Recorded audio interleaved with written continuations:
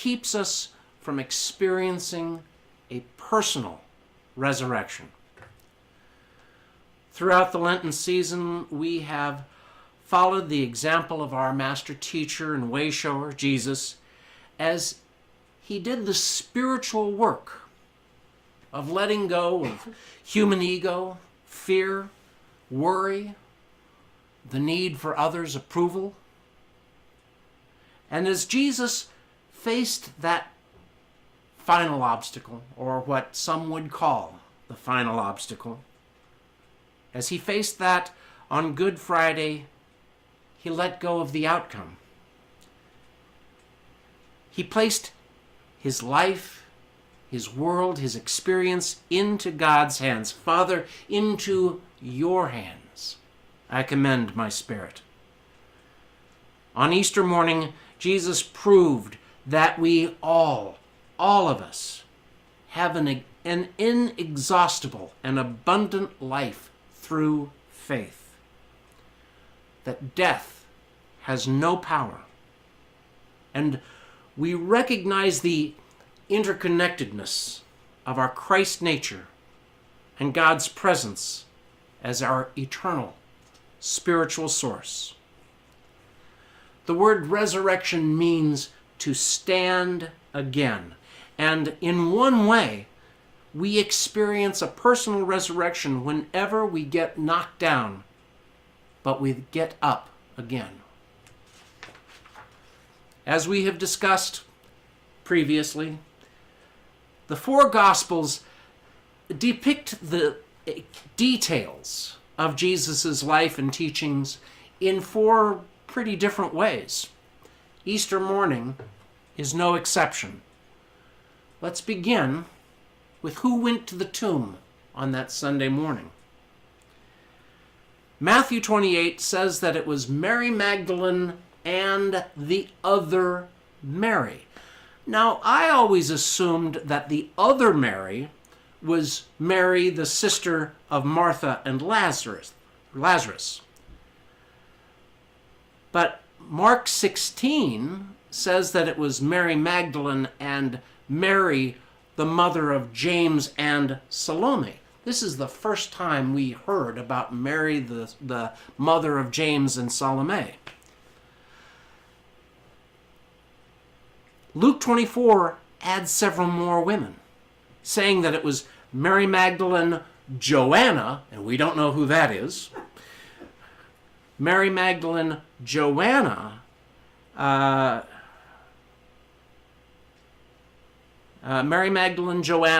Mary, the mother of James, and the other women. So the number keeps growing depending on which gospel you read. And John 20 says that only Mary Magdalene went to the tomb. Well, today's the last day of Women's History Month. But it's pretty evident that it was men that wrote the Gospels.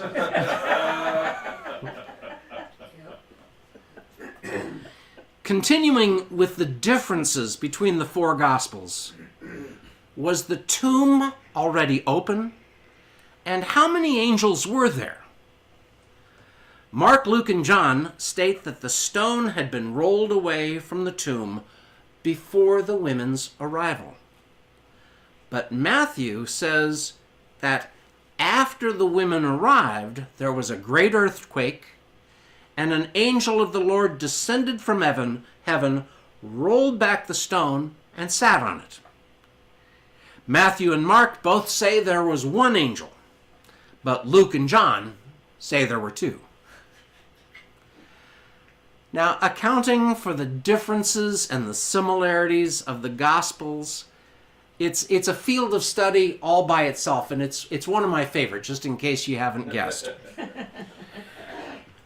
Remember that these Gospels were written decades apart, some 30 to 90 years after these events. They were written by different writers. They were written for different audiences. Have you ever seen a remake of a favorite old movie? Mm-hmm. The details are not nearly as important as the story. We will never know precisely what happened that Sunday morning, but these stories were significant enough to be handed down through the years. And by the time the Gospels were written down, they varied in precisely what Jesus did or said after the resurrection. But somehow, he communicated to his followers that he was still with them. He was still available.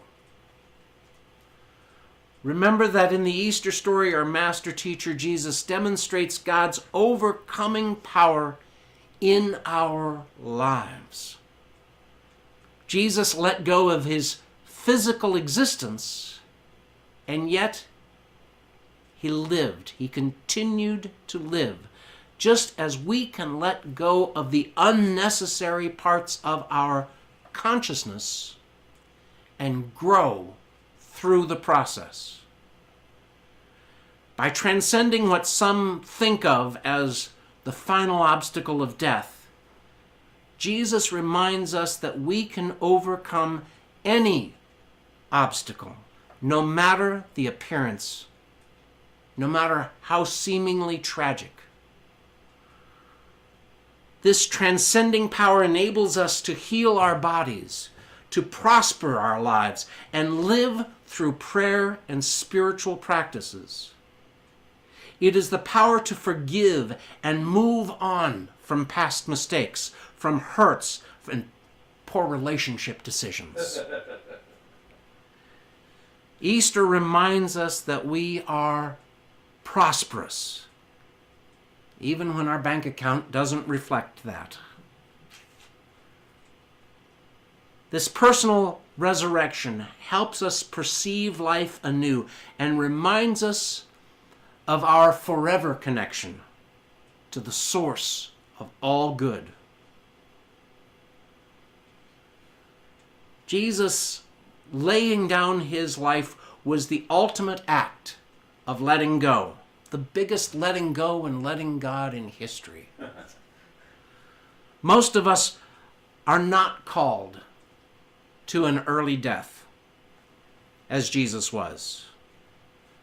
But at times, we may experience the end of life as we know it. The Easter story resonates year after year because in Jesus' crucifixion, his time in the tomb, and in his resurrection, we recognize our own experiences of loss, the void that follows, and our personal renewal. The book of John, chapters 14 through 17, is devoted to the farewell discourse in which Jesus tried to prepare his disciples to carry on without him. In this discussion, Jesus said, "This is my commandment, that you love one another, just as I have loved you." The love that Jesus showed his disciples transcends the human experience of love. Jesus demonstrated a deep, abiding love. In the Revealing Word by Unity co-founder Charles Fillmore, Charles writes, "Love is a divine attribute. It is an idea in the one mind of God. God is love, and love is God. Love is a quality of being." Now, the difference between divine love and human love is that human love is based on personality. It can be selfish, lawless. It can be fickle. Divine love is broad. It is unlimited. And it is universal. It is the harmonizing power of life. In reality, there is only divine love. But we humans frequently express this divine love in some pretty limited ways. Our expression of love is personal rather than universal, and we see ourselves as separate or incomplete without that special someone to make us whole. Well, that's called codependence. In A Course in Miracles, it calls this kind of personal love a special relationship, as contrasted by a holy relationship. It is our erroneous belief that we are separate that keeps us from experiencing the fullness of divine love. Jesus continues in the farewell discourse, "No one has greater love than this, to lay down one's life for one's friends." John 15:13. By his words, Jesus will go even further, because Jesus will lay down his life not only for his friends, but for the whole world. In Matthew 5, Jesus tells us to not only love our friends and the people who love us, but that we should love everyone, even those who obstruct or oppose us, even those who persecute us. In Matthew, Jesus tells us that loving our friends is not that big of an achievement. And if that's true, shouldn't the verse in John read, "Greater love than this has no one than to lay down one's life for his friends and enemies"? Of course, all of us will eventually lay down our lives. All of us will eventually release our physical bodies. Sometimes, death is even a healing. The world might be a more peaceful place if we could view death not as a tragedy, but as a natural end to our temporary physical existence. Jesus' resurrection proved to us that life is eternal. Our spiritual essence continues even after our spiritual death, even after our physical death. But the story can also mean that no matter what part of our lives come to an end, there will always be a new day. We may spend time in the dark void of the tomb, but eventually the stone will roll away and the sun will shine in. The Easter story is a beautiful metaphor for the losses in our lives that lead to unexpected renewal. Some losses are even necessary. After all, there would have been no resurrection without the crucifixion. And so today, as we celebrate this teaching, not only that our souls continue in their spiritual journey even after death, and that our lives, our human lives, are an upward and progressive trajectory. We may feel sad and lonely. That may be a part of our experience. But we can always look forward to the day our good becomes visible. The sooner we become willing to let go of whatever life circumstances we have clung to, the sooner we can enter a new realm of our good. Transformation is always possible and may even be our soul's purpose.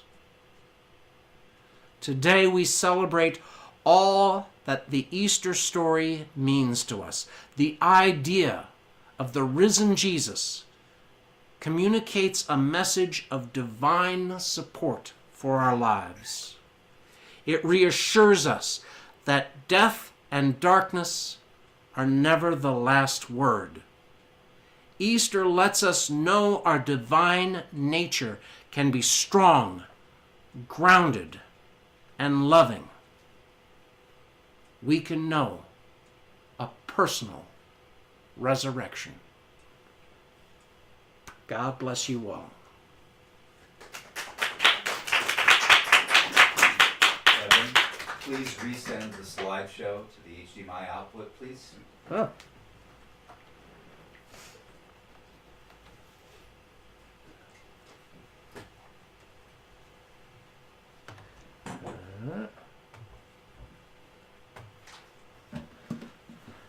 Better? Nope. Well, so well. Oh well.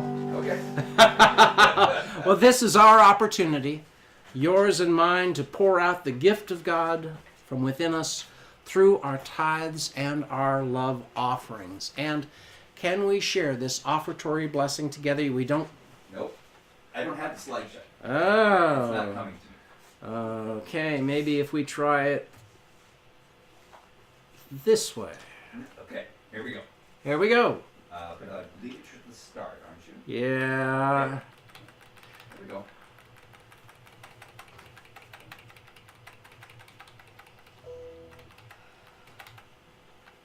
There we are. Here we are. Okay. This is our opportunity, yours and mine, to pour out the gift of God from within us through our tithes and our love offerings. And can we share this offertory blessing together? Divine love flowing through me blesses and multiplies all that I am, all that I have, all that I give, and all that I receive. I am joy-filled and grateful. Thank you, God. And you can send your gifts, your tithes, your love offerings to paypal.me/UnityLincoln. That's paypal.me/UnityLincoln. And you can send your gifts through the mail or through a bank transfer by sending them to Unity Lincoln, P.O. Box 30209, Lincoln, Nebraska 68503. Or you can go to our webpage at unitylincoln.org, and there you will find a convenient link to donate via PayPal. You can also help support Unity Lincoln by liking us on Facebook and subscribing on YouTube. And give and God gives it back to you. Give and God gives it back to you. Give and God gives it back to you. Pressed down, shaken together, running over, back in good measure. God gives it back to you. Sing it over, give and God gives it back to you. Give and God gives it back to you. Give and God gives it back to you. Pressed down, shaken together, running over, back in good measure. God gives it back to you. Scooby-Dooby-Dooby-Doo. And can we share this affirmation for our church family? Together, Unity Lincoln is blessed to draw the people, funds, and all that is required for the health and growth of our community and peace in the world, heart to heart. And we are doing quite well